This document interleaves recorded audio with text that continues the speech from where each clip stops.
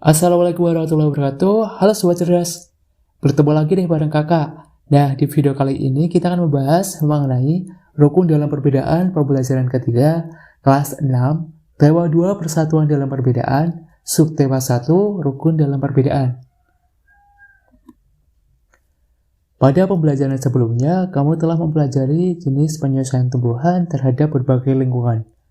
Selain untuk penyelesaian diri, berbagai tumbuhan memiliki ciri khas khusus yang berfungsi sebagai perlindungan dari pemangsa.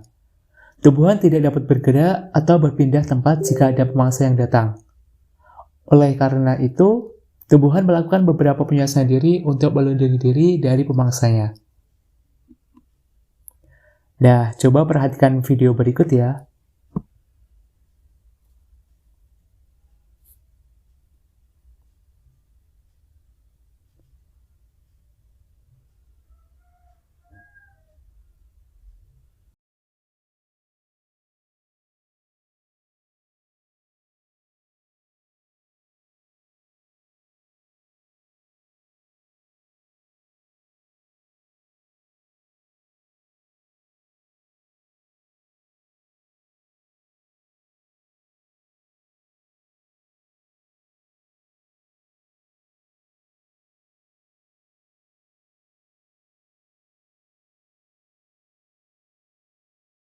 Nah, dari video tadi, bagaimana ya kira-kira cara mawar, kaktus, dan tumbuhan bambu untuk menyesuaikan diri dan melindungi dirinya?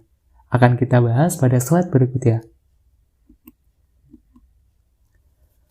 Nah, penyesuaian diri yang dilakukan tumbuhan untuk melindungi dirinya ada 5 cara. Yang pertama adalah memiliki duri, seperti yang dilakukan mawar, durian, dan yang lainnya. Yang kedua adalah memiliki rambut halus, seperti yang dimiliki oleh bambu, tebu, dan yang lainnya. Yang ketiga adalah memiliki daun yang tajam, seperti yang dimiliki kaktus. Yang keempat adalah menghasilkan getah, seperti yang dimiliki pohon nangka, pohon mangga, pohon pepaya, dan yang lainnya. Dan yang terakhir adalah menghasilkan racun, seperti yang dimiliki gadung dan pohon jarak. Penyesuaian diri disebut juga adaptasi. Tumbuhan beradaptasi untuk mempertahankan hidupnya. Adaptasi adalah ciri-ciri khusus yang dimiliki tanaman atau tumbuhan untuk hidup pada tempat dan daerah tertentu. Berdasarkan habitatnya, tumbuhan dibagi menjadi 3 jenis, yaitu hidrofit, hygrofit, dan xerofit. Nah, untuk mengetahui lebih lanjut 3 jenis tersebut, mari kita bahas pada slide selanjutnya. Yang pertama adalah hidrofit. Tumbuhan yang sebagian tubuhnya ada di permukaan air, akarnya berada di air, memiliki rongga udara dalam batang atau tangkai daun. Daunnya muncul ke permukaan air. Contohnya adalah kangkung. Selanjutnya adalah hygrofit. Tumbuhan yang hidup di daerah lembab, tubuhnya terdiri atas bagian-bagian akar, batang, dan daun. Batangnya pada umumnya tidak tampak karena terdapat di dalam tanah. Daunnya yang muda umumnya melingkar atau menggulung. Contohnya dari tumbuhan hygrofit ini adalah pakis. Yang terakhir adalah xerofit. Tumbuhan yang hidup di daerah yang kering. Tumbuhan ini memiliki daun tebal, sempit, kadang-kadang berubah bentuk menjadi duri, sisik, atau bahkan tidak mempunyai daun. Batangnya tebal dan mempunyai jaringan untuk menyimpan air. Akarnya panjang. Contohnya adalah lidah buaya. Nah, untuk dapat bertahan hidup, tumbuhan perlu menyesuaikan diri dan melindungi dirinya. Berikut ini cara beberapa tumbuhan untuk menyesuaikan dengan lingkungannya berdasarkan peta konsep. Mari kita kerjakan bareng-bareng. Nah, cara tumbuhan menyesuaikan diri. Kira-kira bagaimana ya kaktus menyesuaikan dirinya? Ternyata kaktus menyesuaikan dirinya dengan cara memiliki batang tebal berisi air, daun seperti duri untuk mengurangi penguapan yang terjadi.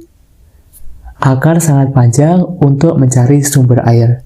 Selanjutnya, tumbuhan apa ya? Nah, enceng gondok. Eceng gondok menyesuaikan dirinya dengan cara memiliki batang yang menggelembung dan berongga, supaya dapat mengapung di atas air. Selanjutnya pohon cemara. Pohon cemara menyesuaikan dirinya dan memiliki daun kecil dan runcing untuk mengurangi penguapan. Selanjutnya adalah pakis. Melakukan adaptasi di lingkungan yang lembab dengan menggulungkan daunnya. Selanjutnya pohon jati. Pohon jati menyesuaikan diri dan menggugurkan daunnya saat musim kemarau tiba. Dan yang terakhir, cara menyesuaikan diri tumbuhan teratai yaitu dengan cara memiliki batang yang berongga dan lebar, akar dan batangnya berada dalam air. Nah, ini seperti tumbuhan kangkung tadi.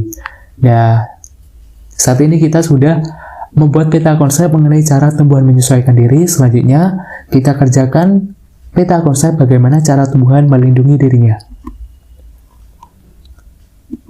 Yang pertama adalah tumbuhan bambu. Tumbuhan bambu melindungi dirinya dengan cara memiliki bulu halus yang akan menimbulkan rasa gatal jika ada makhluk hidup yang menyerangnya. Nah, ini seperti pohon tebu juga memiliki hal ini. Selanjutnya adalah bunga bangkai. Bunga bangkai melindungi dirinya dengan cara mengeluarkan aroma bangkai atau busuk ketika ada pemangsa yang mendekat. Putri malu. Putri malu melindungi dirinya dengan cara memiliki duri dan daunnya akan langsung menutup ketika mendapatkan sentuhan. Mawar. Mawar melindungi dirinya dengan cara memiliki batang yang berduri. Selanjutnya adalah gadung. Nah, gadung ini melindungi dirinya dengan cara memiliki racun pada tubuhnya. Selanjutnya yang terakhir adalah pohon nangka. Pohon nangka memiliki getah yang banyak dan lengket. Setelah mengamati bagaimana cara tumbuhan menyesuaikan dirinya dan melindungi dirinya, selanjutnya tadi kalian sudah membuat peta konsep. Nah, selanjutnya mari kita amati dan kita baca bersama-sama bacaan mengenai Proklamasi Kemerdekaan Indonesia. Proklamasi Kemerdekaan Indonesia memberi makna yang sangat penting bagi bangsa Indonesia. Sejak teks proklamasi kemerdekaan dibacakan, rakyat Indonesia memiliki negara merdeka, berdaulat, dan bermartabat. Tonggak sejarah tersebut tidak akan terjadi apabila tidak ada anak bangsa yang berani memproklamirkan kemerdekaan. Mereka adalah pejuang bangsa yang tidak boleh dilupakan. Berikut ini adalah para pejuang bangsa yang telah berjasa terhadap kemerdekaan negara Indonesia. Insinyur Soekarno merupakan salah satu orang yang berjasa dalam mendirikan negara Republik Indonesia sebagai negara berdaulat. Bung Karno lahir di Blitar, Jawa Timur 6 Juni 1901 dan meninggal di Jakarta 21 Juni 1970. Bung Karno menyusun konsep teks proklamasi di Rumah Laksmana Tadasi Maeda bersama Bung Hatta dan Mr. Ahmad Subarjo. Ia kemudian menandatangani teks proklamasi atas nama bangsa Indonesia bersama Bung Hatta. Bung Karno membacakan teks proklamasi kemerdekaan Indonesia di kediamannya di Jalan Pegangsaan Timur nomor 56 Jakarta.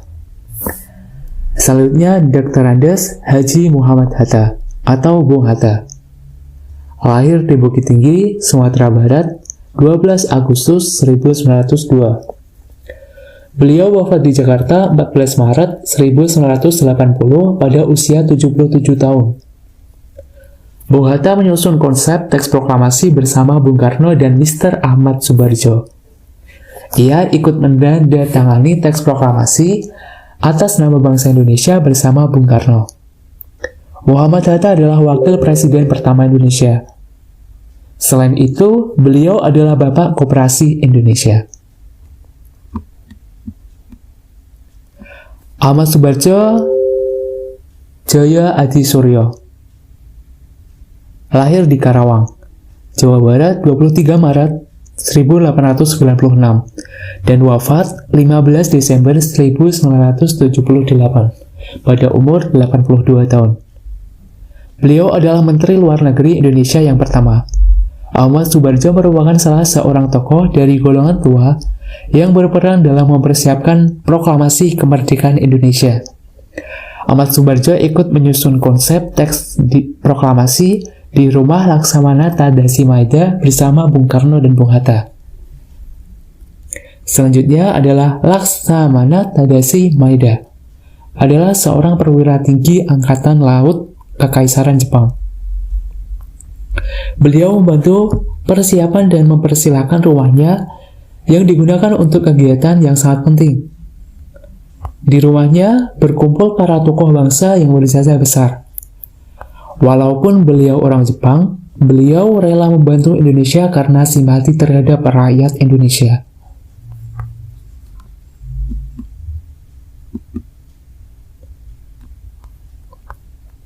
Soekarni lahir di Blitar, Jawa Timur, 14 Juli 1916. Beliau wafat di Jakarta, 7 Mei 1971 pada usia 54 tahun. Nama lengkapnya adalah Soekarni Kartodiwirjo.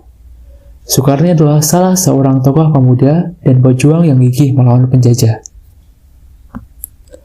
Soekarni mengusulkan agar yang menandatangani teks proklamasi adalah Bung Karno dan Bung Hatta atas nama bangsa Indonesia.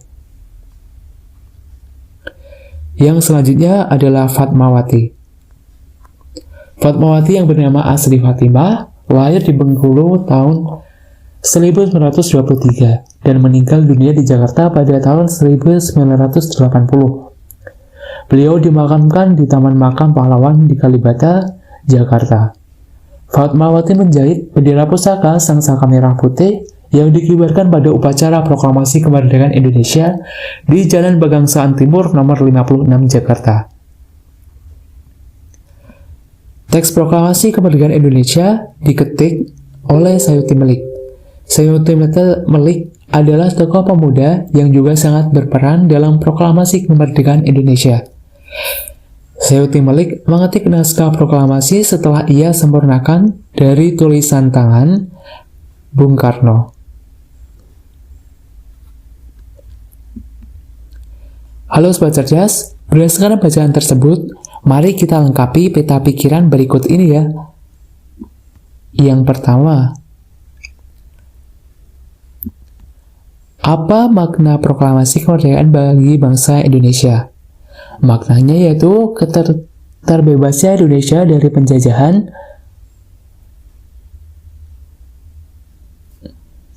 Yang kedua adalah mengapa?